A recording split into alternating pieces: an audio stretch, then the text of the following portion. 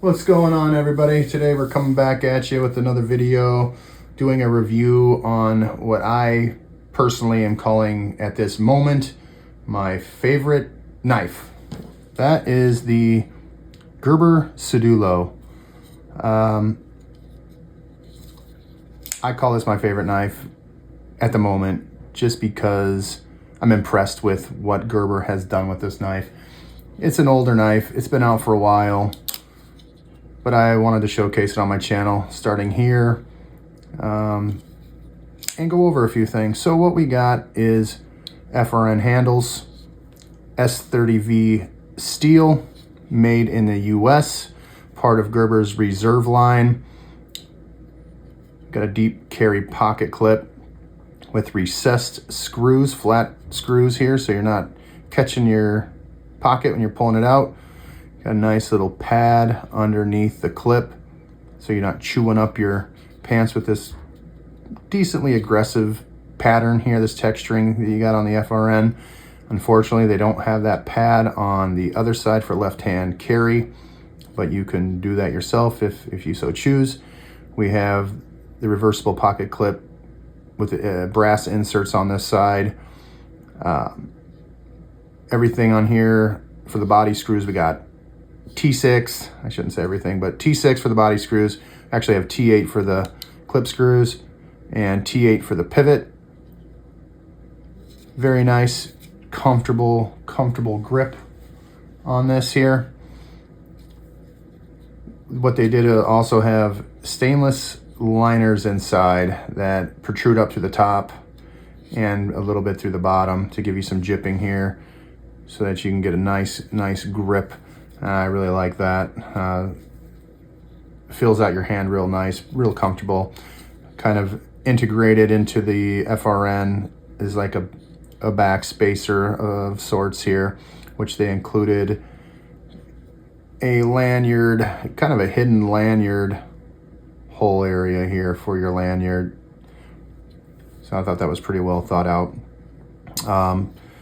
So the other things about this knife that make it great, in my opinion, sure, there's probably better knives for the price out there, for sure. I got this one used on eBay. I won it in an auction, got pretty lucky. I paid $42 for this thing, $5 shipping, so less than 50 bucks. I got this knife. Right now, these things are going for new on Gerber's website for, I believe it's about $140. Last time I checked, I think it was $139, something like that. Maybe it was $129. This is an older model. I don't know if the new ones actually come with the R for the reserve line. I believe they're still made small batch like this. The reserve line was made small batch. I don't know how many they made. But yeah, if you can find this for a good deal, I would say pick it up. If you can get it for around 100 bucks, even 140, I mean, it's worth the money. It just depends on what you want to have in your pocket to carry. This thing does weigh 3.7 ounces or 105 grams. I could show you that on the scale just to verify that. Ounce wise here, 3.7, 104 it says milliliters, but milliliters and grams are the same. Come on. Almost a quarter of a pound. Yeah, 105 grams, we'll say.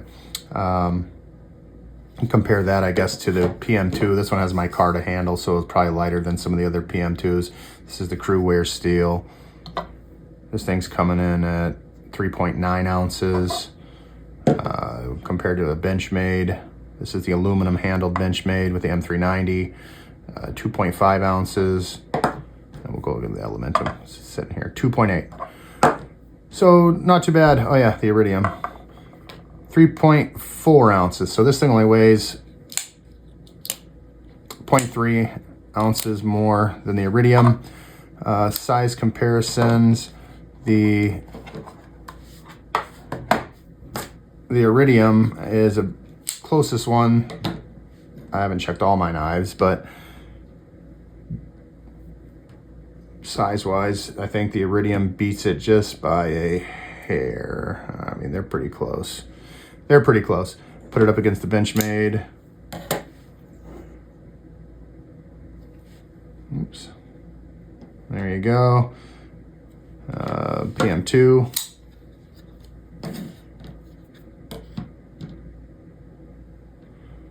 So the PM2 is a little bit longer. And the Civivi Elementum. There you go. We'll do a width. You can see the width on this here versus Benchmade. Significantly wider than the Benchmade. Benchmade's got a great handle. You know, it's nice, light, strong, but this has a lot to grab here with that jipping they got on the back. Real nice and long too, almost halfway down the handle. I'd say shy of it, but maybe by like a ½ inch or so. But that jipping really gives you a good grip along with this texture pattern here.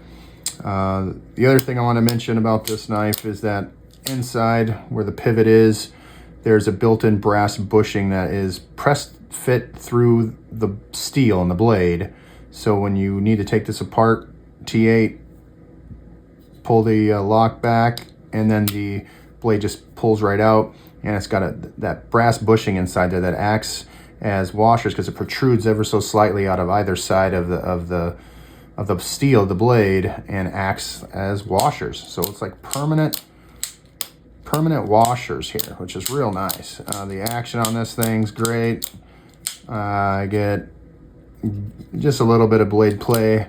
I took it apart, cleaned it up, sharpened it, did all the adjustments, and I got it to where I thought I liked it. So I wanted to keep it at that. Of course, on camera here, it's a little goofy to do that. Try not to get out of view. Anyway, yeah, I really like that about it. So that's real well thought out. The only thing about this knife that does kind of bother me a little bit, it's not a huge issue. I haven't noticed it being a problem, but that each one of these thumb studs for the lock and deployment here are pretty rough on the edges and pretty kind of sharp. So if you're using the meat of your thumb to deploy it, you know, every once in a great while, it's not gonna hurt you. But if you're fidgeting with it, it's gonna start kind of getting into that meat and tearing your skin off if you're not calloused up. My preferred way of deploying it is just pulling the lock back and doing it like that. You can use your nail, I suppose. I typically like to use the meat of the thumb there, but yeah, I think it's a real nice knife. It just kind of showcases what Gerber is capable of doing. They've been known to not be the greatest at knives, kind of, you know, having them produced overseas. And I mean, sure, I even own quite a few of them. I got quite a few knives, and I like Gerber, even though it's not my go-to. I still have fun with their knives, and I still enjoy them. If you can get, you know, I don't know. Yeah, I still enjoy them. But some people might hate on them, but it is what it is. I like to experience different knives from different manufacturers. Like, just because something's made in China doesn't make it a bad knife. You know, I believe these Civivis are made in China, and they do a great job. It all depends on quality control, you know. And this Kershaw, also made in China, great quality control, you know. So it just depends on quality control. And so yeah, I mean, I really like this thing. We're gonna do, I don't know if I already did it, but the blade is coming in at 3.5 inches, cutting edge 3.25, handle, we got 4.5 inches, width of it, right about a ½ inch, probably thicker than that, but about a ½ inch thick on the handle. So yeah, I would recommend that if you can get a hold of this knife for a decent price, pick it up. or if you're just curious and you want to check it out, highly recommend it. It is fun to fidget with. I enjoy it a lot. A little beefy in the pocket, but you know when you're going to pull it out, you got something you got a good grip on. That texture, you're not going to drop this thing. I don't care if your hands are wet. It's great. So probably right now, my personal favorite. I do have a lot of favorites. I guess all these are kind of my favorites. But anyways, you have any questions, comments, anything like that, let me know. I appreciate you watching the channel, and you all have yourselves a great day, and catch you on the next video. See ya.